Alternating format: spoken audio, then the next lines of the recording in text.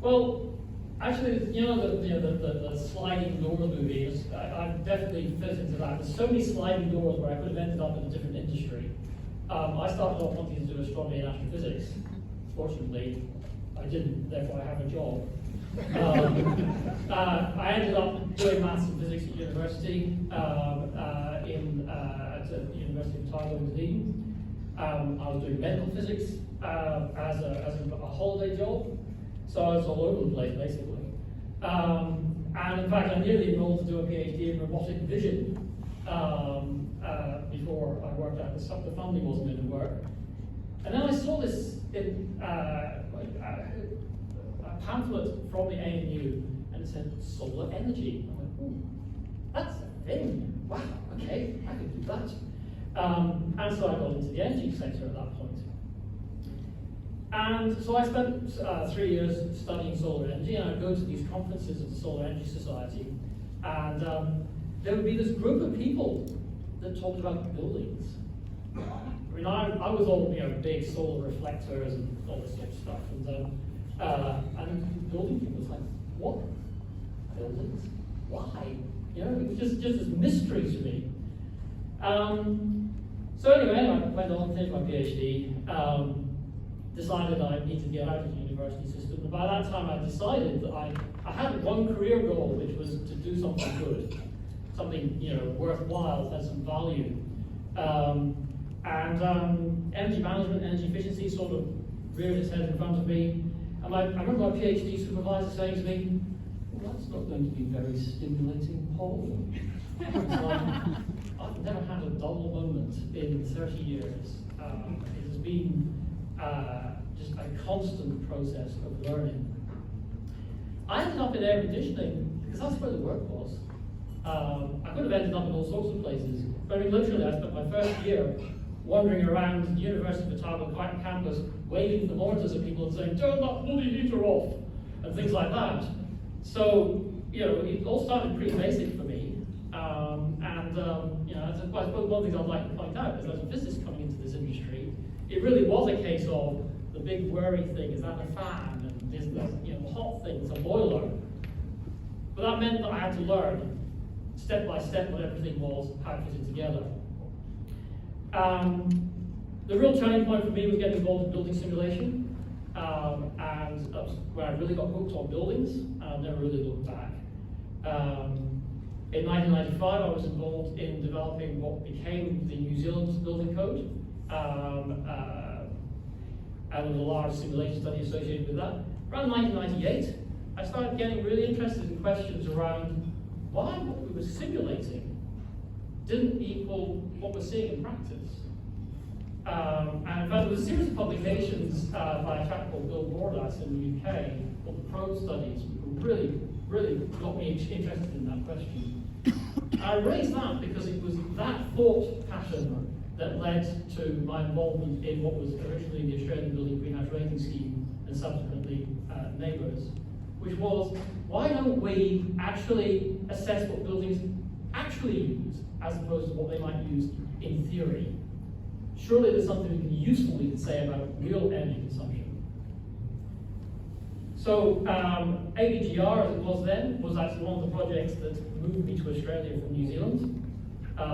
There was a short period at that time when locals were complaining about Kiwis coming over and trying to tell Australians how to run their buildings. Apologies.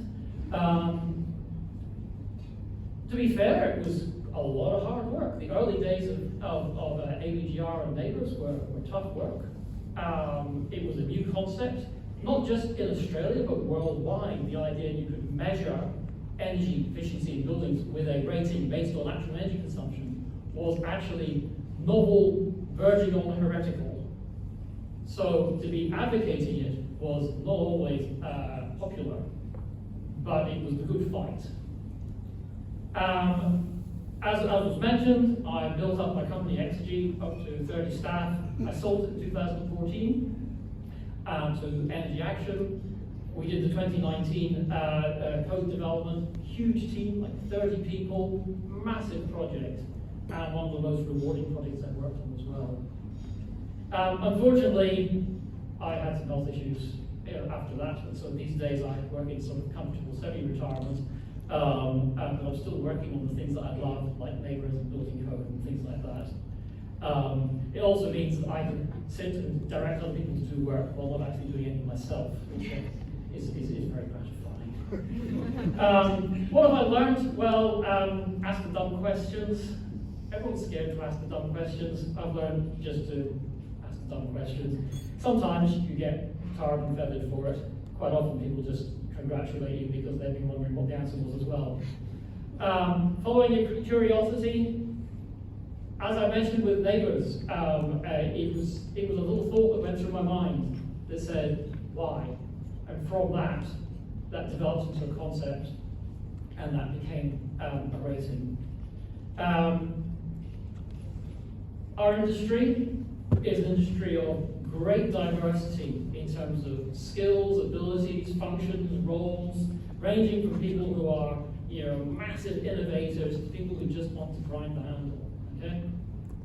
But everyone wants to do a good job and wants to be respected for it. And one of the key lessons I've learned through this time is talk to people, respect people, and they will actually innovate in front of you.